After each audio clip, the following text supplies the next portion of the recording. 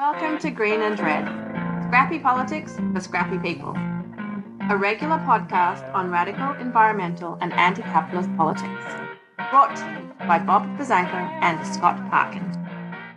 Welcome to the Silky Smooth Sounds of the Green and Red podcast. I'm your co-host Scott Parkin in Berkeley, California, and as always, I am joined by Bob Bazanko in Niles, Ohio, and Appalachia. yeah, and we're super excited today to be joined by the legendary filmmaker John Sayles. John is a independent film director, screenwriter, actor, and a novelist known for writing and directing films like Eight Men Out, Matewan, Passion Fish, Lone Star, Silver City, and many others. He's twice nominated for an Academy Award for Best Original Screenplay for Passion Fish and Lone Star, and then he's also written 8 novels, which we'll be talking about a little bit today, most recently including Yellow Earth, To Save the Man, and the most recent one is The Crucible. And John's also been nominated for a National Book Award. John, welcome to the Green and Red podcast. Yeah, nice to be here. And maybe we can kick off talking about the books a little bit. You've written 2 books within just like the last 2 years or so, To Save the Man and The Crucible. And maybe Actually, three, I've written another one. oh, That'll come out next year, I hope. Oh, excellent.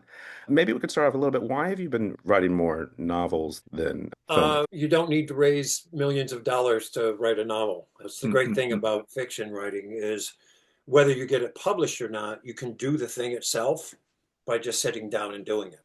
You don't even have to buy typewriting paper anymore. It's been really difficult for us to raise money for movies for the last 20 years. I think it's been 20 years since we got any other people's money for anything that we did. So a lot of, several of those novels are things that were screenplays first, to Save the Man and Jamie McGillivray.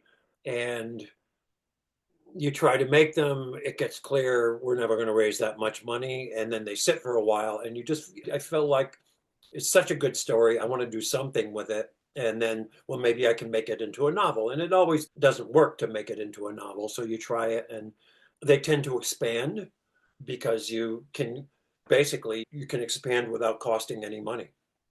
Yeah. So in the case of To Save the Man, in the screenplay, these kids are at the Carlisle boarding school. They've been taught to read English. They're actually putting out a newspaper of their own, and they're reading in the newspapers. In the case of the Lakota kids, oh my God, there's this train wreck about to happen back on our reservation. Those are my people. Those are my relatives. These are my family.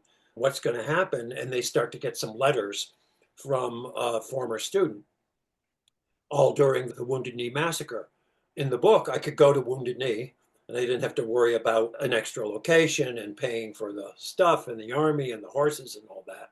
So there are opportunities. There are things you can do in a movie you can't do in a book, and there are things you can do in a book that you can't do in a movie. I don't know if you like to be described as a political filmmaker or political author, but here we are. But the last two especially have, I think, really world historical meaning, right? You deal with the Carlisle boarding school and Wounded Knee, and then Henry Ford, one of the biggest figures. Like, what's the purpose of studying those? Is it just you're interested in these folks, or do you think there's a bigger purpose? Is there a tale in there? Is there, especially with Henry Ford nowadays? I get interested in how these big events affect just people. One of the things that I do when I direct movies is when there's a scene that's not working, often I realize, oh, I know what's wrong. They're saying the lines right and everything like that, but something's off. And I take the actors aside and I say, guys, you're playing this scene as if you know how you've read the script. And people in real life haven't read the script. In 1920s, 1930s, if you were a young communist, it might be the answer to everything. It's just, can't people just listen? I've got the key to everything. If you're a guy who's an African-American guy working at the Ford auto plant and somebody says the rest of the guys, most of the white workers want to form a union, do you want to join or not? You've got to think Henry Ford's the only guy paying black workers the same as white workers for the same work. I'm on thin ice here. Unions, you look at the AFL, it was pretty exclusionary. How do I trust this bunch of people who I don't have much to do with at the factory? We are purposely kept apart. In the River Rouge factory, the service department, who were basically a lot of thugs, if you went to the bathroom from the assembly line, your foreman had a stopwatch and he clicked it the minute you stopped doing your job, and he clicked it when you came back, and he wrote down how long you were gone. Not only that, when you went into the toilet, the stalls had no doors on them. And there was a service department guy looking at you the whole time, making sure you didn't talk to any other workers. That's what these guys were under. So of course, these African American workers are thinking like, I don't think this is going to work.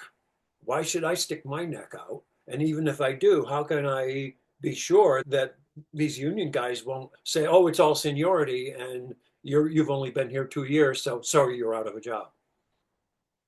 So I One get of the interested in that way in which people, they only know what they know. They only get the information they get. It's like today, if you only watch Fox News, you have a certain view of how the world works and how America works. If you go on Pod Save America or something like that, or read a bunch of different things, you have a different view. So that complexity, I'm very interested in that. And then I'm interested in and the story isn't over. How are we going to work all this stuff out? This is complex, difficult stuff. How do you deal with a system where, yes, it makes absolute economic sense to get rid of workers and put robots in there instead and machines there instead, but at what point is there nobody left who can afford to buy one of your cars? You mentioned a minute ago how in that moment you don't know how the story ends, so people have this kind of fervor, anticipation, maybe even hope. And like in the 30s, right, you have that where you have this global depression, and even in Matewan, people are coming together. Do you think it's important to give people a sense of in that moment how people felt about this? Because we can always look back on it and say that was the ruling class ground us down, kind of thing. Yeah, I think for instance, one of the reasons that I made Matewan was that when Ronald Reagan first got in, pretty much the first thing he did was bust the air controllers, people who land planes safely. And a lot of it was that they made pretty good money, but most of their complaints weren't about money. They were about, we're overstressed. This is gonna cause, people are gonna die if we don't get some better regulations in here and time away from the computer screen and stuff like that so that we can do a better job. But it was a symbolic thing. It was like a show trial, and he busted this union, and most of those guys did not get their jobs back. Within a year, almost everything they were asking for, because it was so obviously needed, got put in. And union membership was way, way down. This is the early 80s from what it had been. And I was meeting young kids who were saying, why would you want to belong to a union? You have to pay dues and they can tell you what to do and this and that and the other thing. And I thought it was important for people to understand, okay, remember a time when there wasn't a union? And this is what happens. We cannot expect these corporations in this case or owners to just out of the goodness of their heart say, oh, I'm going to meet the workers halfway. So yeah, there's often something that I feel like I don't see anybody else making this story at this time. I think there's a need for something that deals with these things. One of the elements in some of your novels and then also in your films is this idea of organizing, which is we don't see the organizer as a hero in many films, but I often think of Chris Cooper and Matewan, and American audiences seem to be more geared toward the action hero or what have Mhm. you. But how do you see fitting this process of political organizing into these projects, and then how do you portray them so that organizing is this noble profession, that sort of thing? One of the things that I do is try to recognize the complexity of it. It's not a simple thing. If you take the Detroit example, the Ruther brothers, when they started, they were considered radicals. They'd been to the Soviet Union. They'd worked in factories there. They came back saying, we love the political system, but these people can't make a car to save their lives. They felt like on the shop floor, they needed to do a lot of learning, but they liked the idea of a place that really recognized workers. By the 60s, they were middle of the road to center right. They had ended up, like a lot of other unions, purging all the left wing members, people who had fought side by side with them at the beginning. And there was this kind of unwritten deal that happened between corporations and manufacturing and some of the bigger unions of, you get rid of those lefties and we'll meet you halfway. But those people, they're going to be going out on strike every 2 minutes, and they're going to ask for things that just are not on the table. My new book, it's called Gods of Gotham, is set in New York City between 1949 and 51, and some of it takes place within the garment district world. Those unions had to deal with the mob because the mob was so deep into that union. And that's something that happened around the country. And one of the reasons that people got turned off by unions is until Franklin Roosevelt came in, unions were just like the state didn't want them, the national government didn't want them. It was just like, this is a foreign evil idea. And they were unprotected. So it was easy for a criminal group to come in, and sometimes they would rent out to both sides. One time they'd be on company side punching people, and then they'd rent out to the union and say, oh, we're going to protect you. And they were making money off both sides. That inclusion of criminal elements was one of the things that kind of messed up and made more complex the union story in this country. I'm interested in that. It's not good guys and bad guys. It's not one side versus the other, very clear. Even in Matewan, there's a point where they're having a union meeting, and there's one guy gets up and says, well, I don't see why I have to listen to a bunch of hunkies in Pittsburgh about what I can do with my life. And he's resisting the idea, but only because the conditions are so bad. Do these hillbilly miners and black miners and immigrant miners have to go around armed men to find each other and form this union? Well, when you take away that kind of common enemy, if the common enemy starts to be a little more political instead of just muscle, your coalition can fall apart. Union. The word union is a tough word. Why do people give up some of their individuality and some of their time?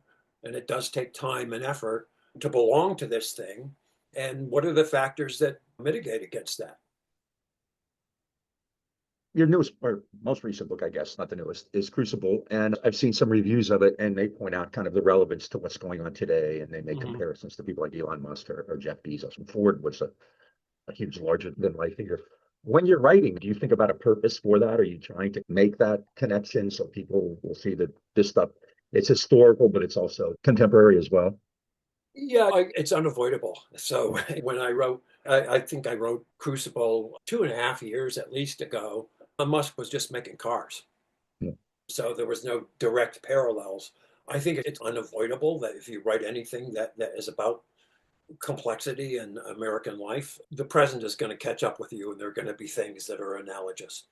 But I don't usually start out with that kind of thesis. I usually start out, there's a story here. I see an arc in this history. A lot of stuff is going to happen. And I usually discover the connections to the present while I'm in it. One thing that's happening now, Henry Ford was the last of the robber barons. He wasn't into money so much as the power, and he felt like my job is to move the world forward in various ways, social ways and political ways, as well as technology. He didn't live a lavish lifestyle or anything. So he's like one of those guys that Teddy Roosevelt tried to get rid of. And then there were rules in place about corporations and how much they could merge and how much they could own. Teddy Roosevelt started trust busting and tapped into this feeling like you can't have one company that just has a lock on things. Unfortunately, what's happened is that it's not so much a one man. Ford was not a corporation. He had no stockholders. It was he and his son had all the stock in the company. So he could just close the factory down if he wanted to.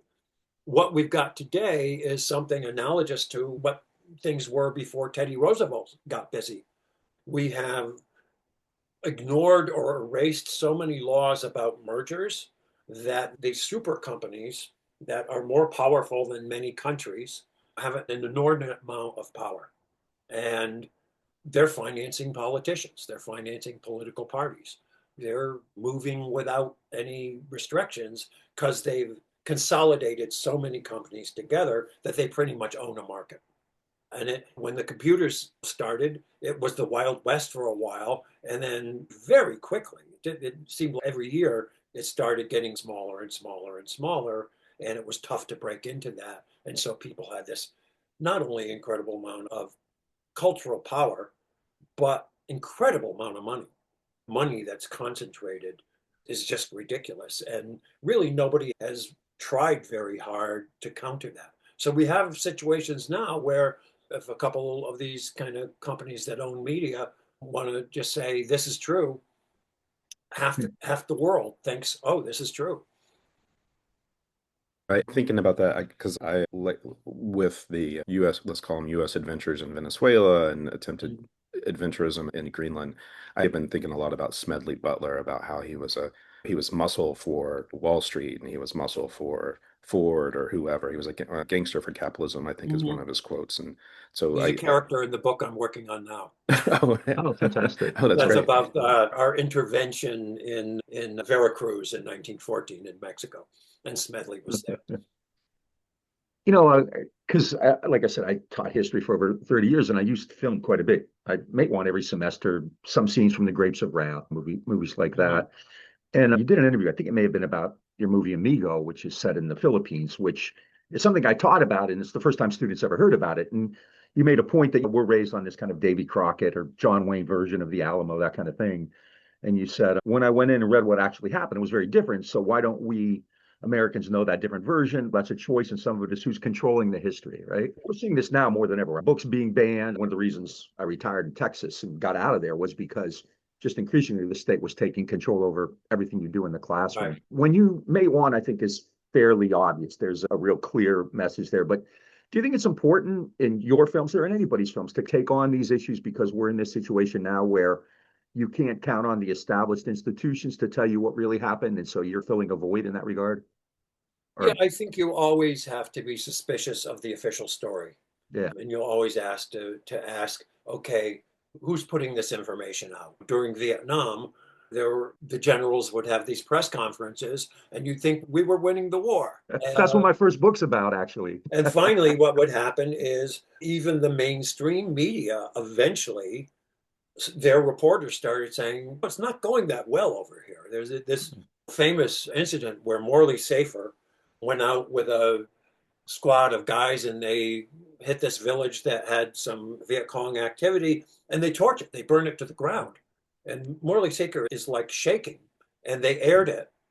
And then the head of the network, General Sarnoff, at 3 in the morning gets a call on his private phone. And who's calling me at 3 in the morning? This is your president. You trying to fuck me, boy? There was right Yeah. then, there was this crisis of who are we going to believe? And truly, when Walter Cronkite started questioning that war, and it took him a long time, the government had to reconsider. Oh God, I don't think we're going to get away from this. We've controlled the narrative. We don't control it anymore.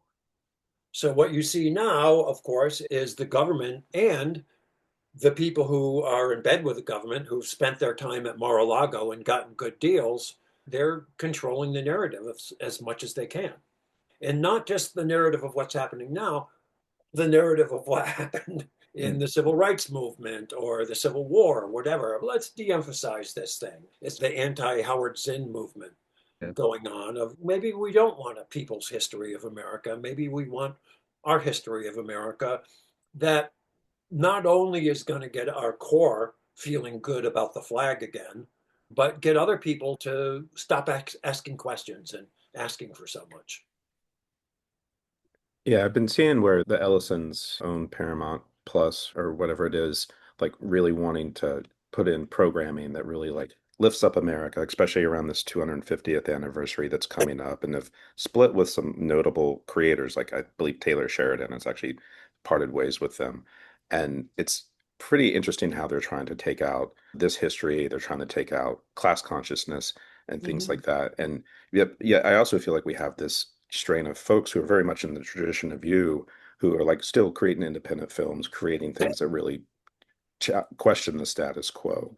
And I'm just wondering what you feel about this sort of, there's still this independent creator like element out there making films, making honestly a lot of like series, like the sort of higher end series I see a lot of good politics in.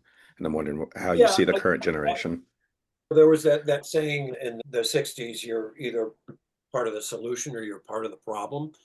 If you look at American movies, feature films, they were a part of the problem for a very long time. The censorship boards not only were worried about sexual content, but political content. The heads of the studios didn't want to ruffle feathers with the government because they were worried about the government coming in and taking control of their business, but also about backlash from the kind of America First people. You have to remember there was a big isolationist move in this country and a big anti-immigrant move in this country for years and years and years. It's not a new thing. So I think that idea of let's go back to telling all American stories. How many Jewish people were out Jewish people in movies until the 60s, with mostly Jewish people running these studios. It was like America doesn't want to see that. That's too ethnic for them. And let's not cause trouble for ourselves and cause trouble for the studio. There is this economic part of it, which is maybe that will be good business and we'll get some of the people who have turned off to turn back on because they're not afraid that they're going to turn something on and feel like, oh, they're calling me a racist. And there is also just the kind of let's curry favor with the people who are in power right now. And that's always there. And so I think these kind of phenomenon often have two edges to the sword. The reason that we don't have a fairness doctrine anymore is partly because cable came along, and that's not licensed by the government. They couldn't say, oh, you're going into people's houses whether they like it or not. We are going to hold you to a certain standard of fairness. The minute cable came in, people are buying this thing. It doesn't have to come into their home, so all bets are off. So all of a sudden, all kinds of stuff, good stuff and bad stuff, is possible. You can have a network like Fox that does stuff that's absolutely political opinion, and they're calling it news. And then when they're sued or something, they say, oh, that was an opinion piece, not a news piece. And you can have people like the Comedy Central who have stuff that's actually always kind of taking the piss out of whoever's in power. And they really don't have to worry about censorship too much. If they belong to a network that wants to merge with some big company, they may lose their job, but they can find another job doing something else, still in the media. So there is this kind of free for all. It's just that the mainstream stuff, the stuff that the most people see, is getting more and more controlled in a certain direction right now. But it's a long struggle in any country. Media is there country still where you just can't do certain things and say certain things, and it's not just sexual behavior, it's political stuff. It was not until about 12 years ago in Mexico that you could actually make fun of somebody who was in the institutional revolution. And finally a movie came out and they were like, oh God, is anything going to happen? And the pre wasn't in control of the government at that moment, so they got away with it. And now it's open season. But there are still things that you can't do in many countries that you just can't say. To follow on that, because you mentioned how difficult it is to get funding, is that, I'm assuming the studios will say it's an economic decision, right? This movie's not going to make us $100 million. How much of it might be that, or how much of it is actually they don't want that political content out there? I'd say if they're trying to make an expensive mainstream picture, they get very nervous about it because they think it's going to turn off some of their audience. So they'll come in at the script stage and say, I don't know, sometimes in the editing stage. My friend David Strathairn, the actor, was in a Godzilla movie. And there was a Japanese actor, very well known in Japan, who came and he took a part just because he plays a guy who's involved in trying to stop Godzilla from crushing all of the world. But he has a speech in the original script about his family was from Hiroshima. Took it, did a great job acting it, and then the studio edited it out before it was released. They just didn't want people to have to think about too much. So there's that kind of censorship. But basically, we're not getting money because none of our movies have gone platinum lately. If we were making a lot of money, somebody would give us money to make a movie. If we had a couple big hits, and they could be as transgressive as you want politically or sexually or anything, people would be chasing us saying, can we invest in your movie? So is that why, for instance, something like Reds, which was a long time ago, it's Warren Beatty. So is that why it's able to, And also in that case, I think he was very hot at the moment. Studios wanted him to make a movie with them that he was in. And I'm sure he went well over budget. He was doing editing in the same editing place in New York that I was. And the movie had an opening date and he just didn't like the score. And so he redid the score and recut the movie a little bit. And it came out, I don't know, 6 months to a year after it should have, which cost them a lot of money. But they got lucky and the movie did well. It could have been a good movie and not done well. It happened to be one of those ones that struck a chord, even though it was very political. Thinking about Reds, and then a few years later, you made Matewan. Did you find it was difficult to make Matewan in that political era? We talked a little bit about the air traffic controls and the sort of Reagan anti-union period, but No, we did. We thought we had the financing when we were going to make it for a little under $2 million. The people who were going to finance it said, we're going to get a bank loan and then you can go ahead. And the day before we got on the plane to go to West Virginia, they called up and said, that bank loan, they didn't give it to us. So we had 2 years and I did other things and made Brother from Another Planet in that, and we did some Springsteen videos and stuff like that. And then we got, I think it was under 4 million, between $3 and $4 million from independent investors, independent distribution company, and really had nothing to do with politics. They just thought, okay, this guy's last movie, Brother from Another Planet, did pretty well, and let's take a gamble on this. It seems like a good story. So there really was not a political struggle with that one. It was just, how can I make a movie on a fairly big scale for a fairly low budget? And let's go to West Virginia and really make it there. And that's a little more expensive than shooting it in Toronto or wherever people were going those days that was considered cheaper. You've had like well-known actors. Meredith McDonald was nominated for an Academy Award. Bryce Barnes, I believe, been nominated for Academy Award. Robertson, Chris Cooper. Do they come on to these because they're not just because it's a nice role, but because they're also committed to these ideas? I'm sure, I don't ask, actually. I really don't go down a list on what are these people's politics. It's Yeah. just, A, is this a good actor who would be good for the part? And B, what is their reputation as far as working with the other people?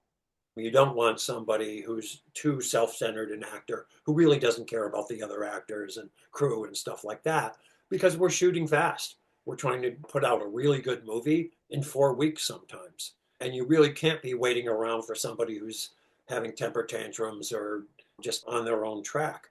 I think mostly it's people see a role, they like them, they read the movie, they think, oh, I'd like to see this. And the role is interesting enough for them to do it. We've had actors come in for a day or so just be as almost as a favor. We said, oh yeah, I'm free. I can come to wherever you're shooting for a day and do these scenes. And so sometimes I think it's just they like the story. They think it's one that should be told. And if you're very successful as an actor, you may not be the most famous actor, but you can get to a position where you say, I only want to be in movies that I want to go see, which is not the way to make the most money, obviously. Many actors see only a fraction of the movies that they're in. They say, I did my job and good luck, make some money on it, and I'll be hot for another year. one question I have is one of your best known films is Lone Star, but then also Silver City. Both deal with the issue of immigration and with Lone Star, particularly the politics of the border, which in many ways it's the sort of those issues are the root of a political crisis in the U.S. Mm-hmm. right now. And I'm wondering what you're, I mean, you in many ways you anticipate with those films, you anticipated what's happening now. And I'm just wondering Mm-hmm. what your thoughts are on the current state of things and then also how it's related to Lone Star in particular, but also Silver City deals with immigration as Yeah, well. it is a crisis everywhere around the world. It's not just us, and always has been, especially once we got to the industrial age and they needed not just farm workers seasonally, but they needed, oh, geez, we're going to need people who to do these jobs that nobody else really wants to do, and we want them to take as little money as possible. Migrant workers for years came into America just for the cane cutting season or just for the grape picking season or whatever. And then they might go to pick apples somewhere else, or they might go back home where they live. For me, the sad thing is people come up to me and say, "Oh, I watched Lone Star last night," and that scene where all the parents and the teachers get together in this kind of meeting, that could happen today. They're arguing about how Texas history is being taught, and some of the things in the border that could happen today. And I have to say, that movie is 30 years old. We have not moved on. That border is more complex to cross. When we shot in Eagle Pass, you could take a dime, put it in a slot. There was a turnstile, walk into Mexico, and do the same on the way back. And yes, there were border agents there. They would ask people who looked like they were in the wrong place. If you lived on the other side in Piedras Negras and you had a car, it had Frontera. You had a border license plate. So if you drove across, the cops would leave you alone in that car. So people didn't keep getting stopped when they were going to Walmart. So now there's a wall and there's barbed wire, and the border guys have to wear body armor because it might be somebody working for one of the cartels bringing drugs across, and they might have weapons, which did not used to be the case when we shot the movie there. But the problem remains, and nobody has done a very good job with it. Everybody can't live in this country, but our history is of bringing people in and then very often saying, okay, job done, get out. Certainly the Asian people, Chinese and Japanese people, people who made the railroads and stuff like that. In 1920 or so, there was this act where we got rid of all those people. And we had just acquired as a territory the Philippines. If you go to Alaska, when we shot up there, there's a big Filipino community. They came to take over the jobs that Chinese people had in the slime lines where they processed the fish. This is a long, complicated history. And I don't have any easy answers, but there were times when people came to work on contracts. And when the contract was up, they had to go home. And those were the border areas where they're not too deep into the interior. What do we do about that? What do we do about making sure that if somebody comes from another country and they're here on a work visa or came in illegally, they're getting paid minimum wage? Because if they're getting paid minimum wage, maybe the person who's running the business will say, why don't I just hire somebody who's from here? I'm not getting any economic break on this. One thing that certainly a lot of places closed down during COVID, but a lot of places since then have closed down because their existence depended on people who weren't getting American middle wage and all the benefits. And we have to ask, okay, should those businesses exist? It's this kind of American dream that you could have your own business and run it your own way and all that kind of stuff. Can we really do that? Or does everything have to be a chain and have no local businesses? So the people I know who work in restaurants say one of their problems is if they rely on American workers don't want to work that hard for that little money, even if they're getting minimum wage. Yeah. What's that about? I also haven't raised the minimum wage in almost 2 decades, too. Exactly. Exactly. They never made it, but I think it was Showtime had bought an option on Barbara Ehrenreich's book, Nickel and Dimed, which is she takes 4 or 5 jobs in it, all pay minimum wage, non-union. And she say, can you make a living? Can you survive doing this? And the answer is no. You're going to be eating cotton. You're going to, as she says, at one point, she actually goes to a food bank and they give her a box which includes hamburger helper without the hamburger. Yeah. Yeah. If you've ever tried to eat hamburger helper without the hamburger, it's not very good. So that's one of the things is, yes, there are businesses that if you raise the minimum wage will not exist. But you know what? Maybe that's the price of entry. If you can't pay that, don't start that business. You're not making enough of a profit. Yeah. When this is more philosophical, I think a lot of movies valorize kind of people who I would call like resistance figures, like Star Wars, which Lucas has said it's about the Viet Cong, and like Hunger Games. And I've seen The Godfather like a thousand times. And when Michael Corleone comes out and shoots the dirty cop, people cheer. Yeah. So on the screen, I think people can identify with that. But in real life, we have this like a propaganda, right? Where movies valorize the police and the military, and they're full of people blowing things up and stuff. Is that is that the studios directing that? Is that people who think that's a way to get into the business? Like, why do we on screen understand and get it, but then in real life, not? I think there's a human desire to see things solved quickly and easily and with a firm hand. So many of the cop movies that have been successful or westerns that have been successful is about basically forget the judges. They're just going to let the guy go. There's all this legalese stuff that nobody really understands. We know this is a bad guy. Let's go get him. There, within any military or police organization, there is that faction. And there is that, you think, this is what people, these are the real bad guys. Let's go get them. And let's not wear gloves while we do it. Let's just go get them, which is unfortunately kind of dangerous. It's not that easy, first of all, but then it's, why do we take shit from anybody?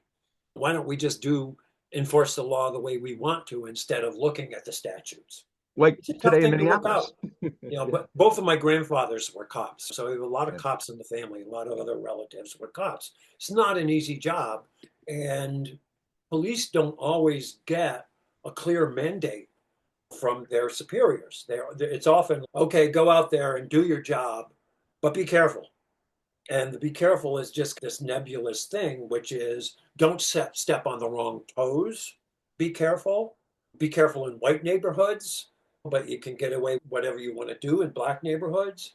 It's not, the rules are often hazy. And so you have individual cops who interpret the rules the way they want to. And then there becomes a police culture. And I think some of the stuff made about cops really deal with that complexity. And others, it's just, isn't it satisfying that guy's so bad, we want to see him killed with extreme prejudice at some point. We've seen how bad he is. And so when the rogue cop just shoots him, maybe not even in a fair fight, everybody cheers. It's an easy, I often say the movie Independence Day, when the alien satellite blew up the White House, I saw it twice, huge cheer.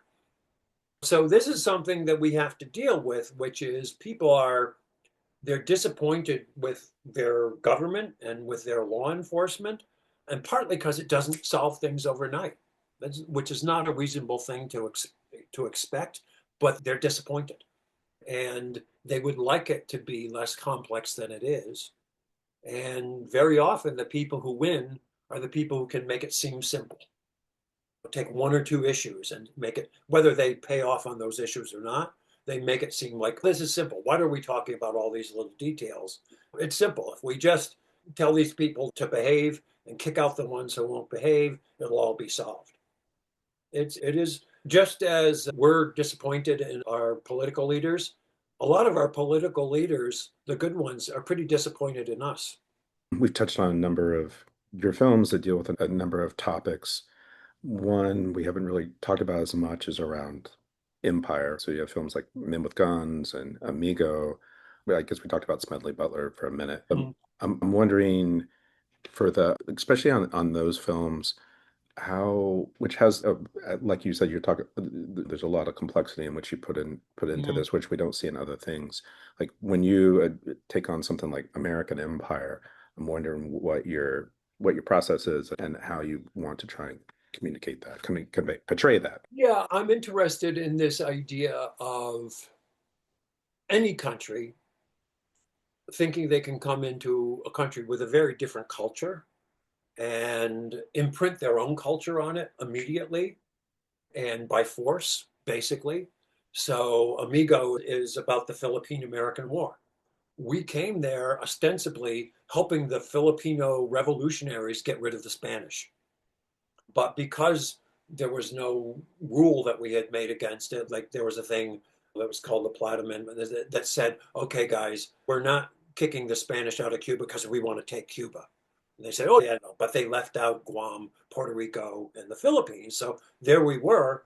And the day after we helped the Filipinos take the city of Manila, American troops moved in. They turned the cannons around, their own guns around, and said to the Filipinos, you can't enter here. And they put up the American flag.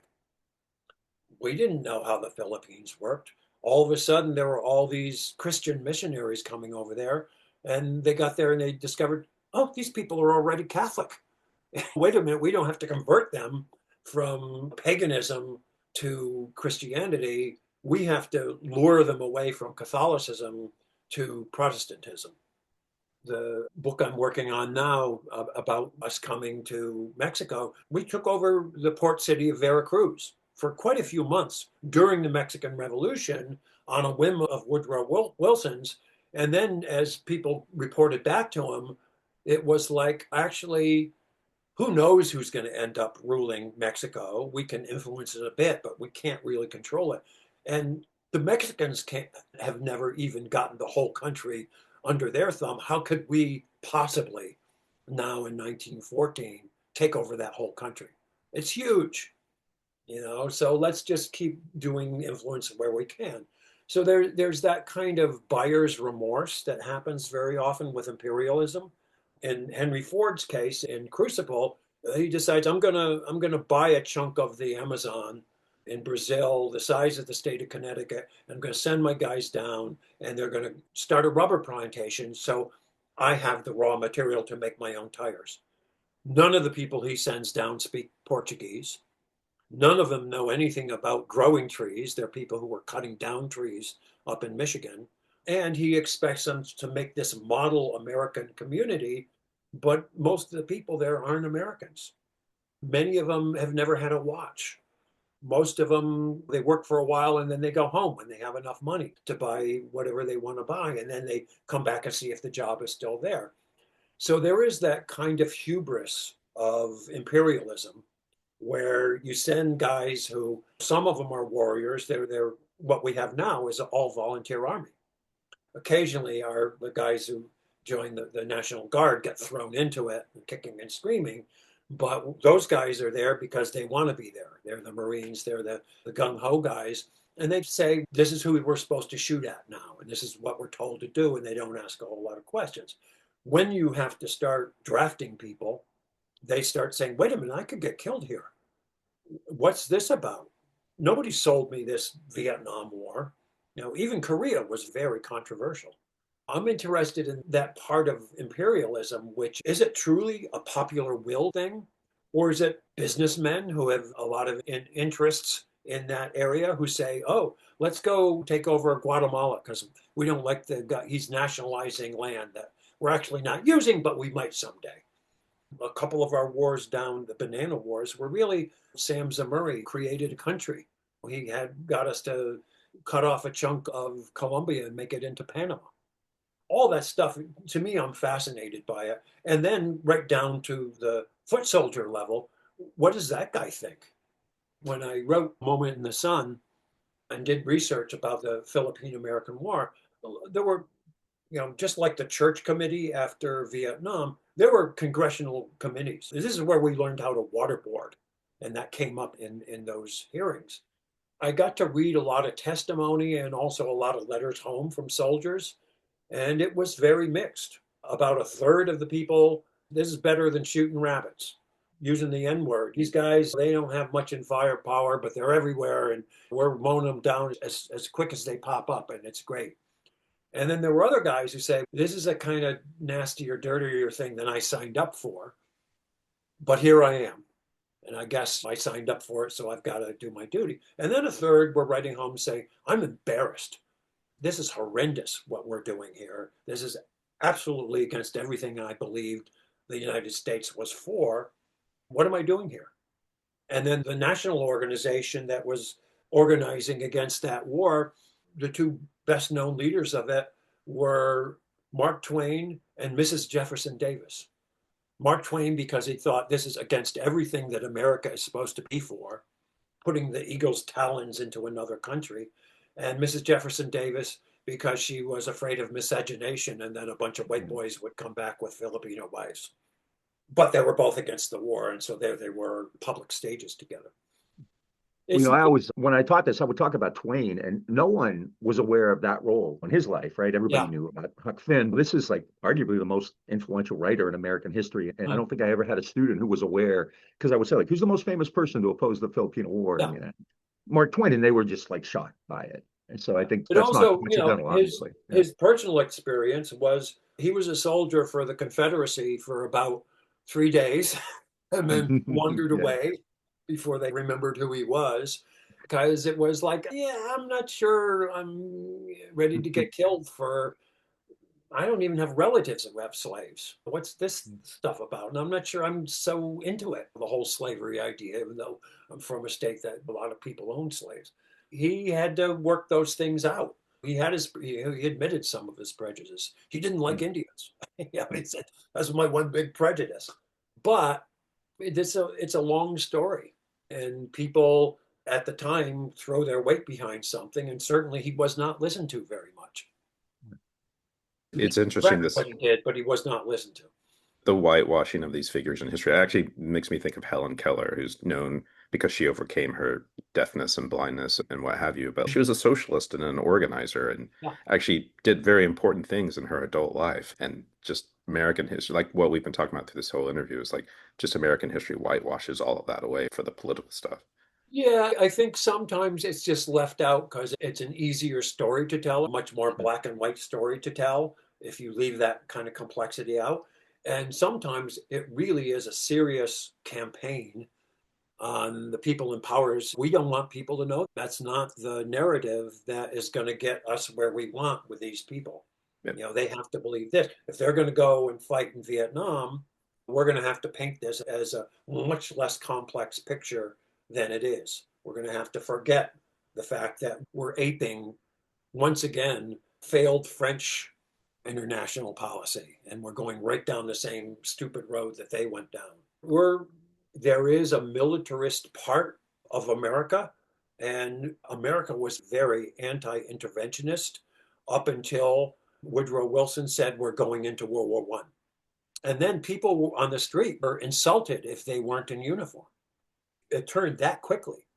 And then the people who still were resisting it, a lot of them went to jail. As a matter of fact, a bunch of the big guys in the Wobblies were sent to jail by Kennesaw Mountain Landis, who became the commissioner of baseball, who kicked Amen all out. the guys from Yeah. 8 Men Out. Yeah. And he was known as he led the league in being overturned by higher courts, but he was the perfect guy for the job at that moment. I just have a couple kind of shortish ones. One Uh, is the issue of class in cinema.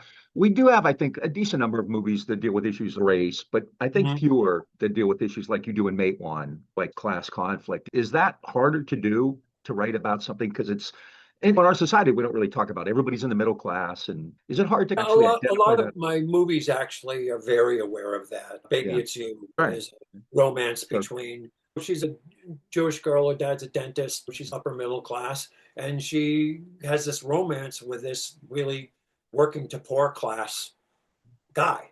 And high school is one of the last places where you're going to be in the same gym class, at least, with guys who are going to be picking up your garbage in 5 years. We don't like to, it's not like British class, which is the minute you open your mouth, they know where you went to school and where you probably land on the economic scale until very recently. But we definitely have class. And what's going on today is a very concerted effort to find class resentments. And a lot of it is between educated and uneducated people, people who've gone on to beyond high school education and people who haven't, and say, what are those people? What really pisses people off about the elite? And let's use that to make them feel like they're endangered species and that these people want to give all their birthright away to some not white skinned immigrant or whatever. It's a big factor in America and always has been. Certainly, there in romantic fiction, there's always the cross class romances. Usually, it's like the rich guy either turns out to be a cad and the girl marries somebody from her own class, or he turns out to be pretty good and she gets to live in a nice house and wear nicer clothes than the last reel. But as just something that people are aware of, Barbara Ehrenreich talked in one of her books called The Worst Years of Our Life about the Reagan years, that pretty much everybody in America wanted to say that they were middle class. Even people Exactly. that she would have said, these are working class people and these are upper middle class, they want to say, Yeah. I'm middle class. There was Yeah. a comfort in that and a feeling of belonging in that. So it's something that we really try to avoid. And I'm very aware of it. It's just something that we always live with. And that is can be very destructive. And on both sides, people can really diss people on the other side fairly easily if they're not really thinking. Finally, and this is probably a question you've gotten hundreds of times. We do a lot on this podcast about like films and culture and Yeah. politics. And so we've done the best political movies. In fact, you've won the kind of prestigious Green and Red Award for best Oh, good. films. It's like the FIFA Peace Prize. But and I've heard you do interviews where you talked about De Sica's The Organizer, and you paid homage to Salt of the Earth and Caucus. What kind of movies stand out to you in that regard? Like when you think of movies that really talk about these social issues, but also are really great cinema. Boy, in America, it's complicated because people were kept from doing it when the various censorship boards were in, and then just economically kept from it. Certainly things like Norma Ray, which talks a little about the complexity of organizing people in the South who factories were even fairly new to them. There have been a couple interesting movies about Hoffa and that deal with that thing of the corruption of unions and the selling out of their own workers by certain unions. So it's something that every once in a while somebody will come up and really do something that's interesting about it, but it's not a genre that we have. Whereas in France and Italy, there are really movies about Yeah, events. And even in Britain, Ken Loach has yeah, made a lot of yeah. things that are about working people and what that does to them and how it either drives them apart or puts them together. So it's an interesting thing also now that so few workers work in a union kind of workplace that it's a more service economy. So what is in some good movies that have some are paying some attention, there's a lot of movies where the protagonists have these what you consider as okay, he's a barista, or they work at Walmart and they're putting things up on the wall. These kind of minimum wage jobs, which they hope are temporary, but may not be. They may just be a prelude to another job like that. And the kind of is this what my life is going to be like? I was just in a movie called An Ode to Mary Jo. That's about a single mother. Her husband's divorced her and is not paying his alimony payments. She's got two kids. One of them is on the spectrum. She's working at like a Home Depot and doesn't like it and is going for a job interview where, she used to be a school counselor. She wants to get back into that. It pays a little better, but it's on the day of her daughter's birthday and her car doesn't work and the rent is due and she even get to the job interview on the time? Those movies do exist, usually not mainstream movies, but I thought that Zoe Zhao movie about the people who work at like Amazon, who move from place to place, was an interesting, just that phenomenon. People who they're basically migrant workers, but they have cars and their children aren't working in the fields with them, but they're okay. I hear there's a warehouse that needs people who can do that kind of work for 3 months at least, and they put together a living that way. We Yep. were that. Thank you so Yep. much for this. Yeah, This is really fantastic and really appreciate it. And I look forward to reading the Crucible, not the Crucible. Crucible. Yeah. So, And the Gods of Gotham. Oh Folks, yeah. Yeah. I'm hoping that won't come out in the winter because doing a book tour in the winter is so, really hairy, yeah. especially when you get to Detroit and places right. like that. Okay, Folks, thanks a lot, guys. hey folks, we were just talking with legendary filmmaker John Sayles about many things. If you like what you're hearing, please check us out on Facebook, Instagram, Twitter, and Blue Sky. If you are watching this on YouTube, hit that subscribe button. If you're listening to this on an audio platform, give us a rate and review. And if you really like us, because we bring you great interviews from people like John Sayles, please check us out at greenandredpodcast.org and hit that support button or become a patron at patreon.com/greenredpodcast. And Bob, it's been great talking with you today. Yeah, that was pretty cool. That was Yeah, really cool, man. yeah, bucket list interview, in my That was opinion. pretty cool. Yeah. Everybody else Yeah, out we've there, been trying to get to do this for a while, so this was really cool. Yeah. yeah, yeah. Folks, please share this and like this was a great interview. And also just watch John Sayles films and do what he says in them, make trouble and misbehave. And we'll talk to you again soon.